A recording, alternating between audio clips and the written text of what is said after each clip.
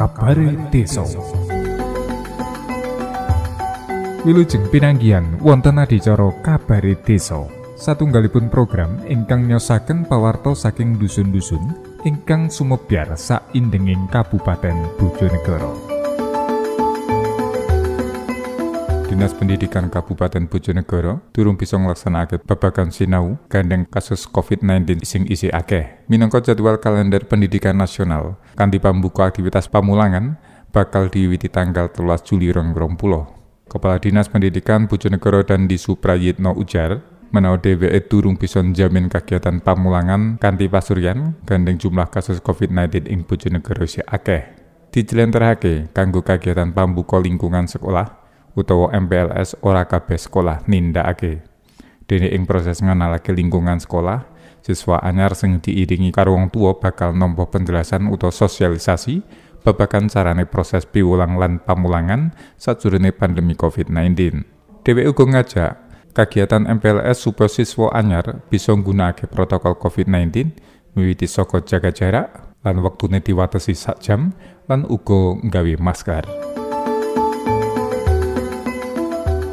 Palang Merah Indonesia atau PMI cabang Bojonegoro distribusiake bantuan saka PMI Provinsi Jawa Timur arupa panganan nutrisi yaiku roti biskuit dus bolu diwenehake menyang pondok pesantren lan uga madrasah diniyah lan taman pendidikan Al-Qur'an utawa TPQ ing 8 lokasi area Bojonegoro.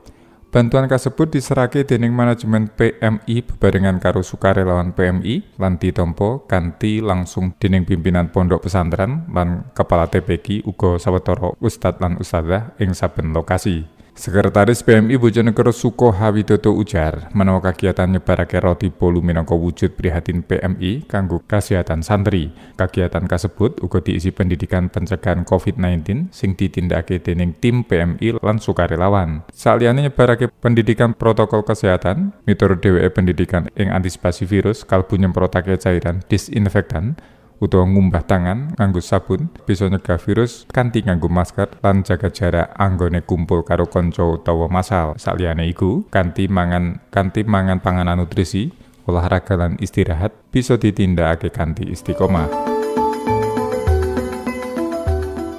Sawise mbebasake uji rapid test kanggo warga Bojonegoro sing bakal njupuk ujian tulis berbasis komputer UMPTN, saiki warga Bojonegoro liyane bakal nampa fasilitas sing padha.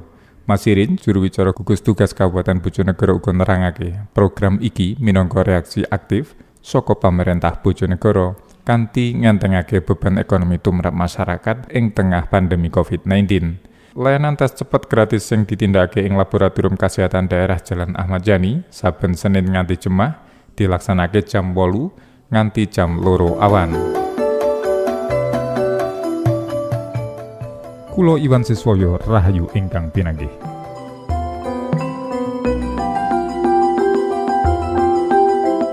Panjenengan nembe midhangetaken Kabare Desa ingkang kaimpun saking LPPL Malopati 95,8 FM. Ayu mbangun kanthi produktif lan energik. Desa Grebeg Kutha.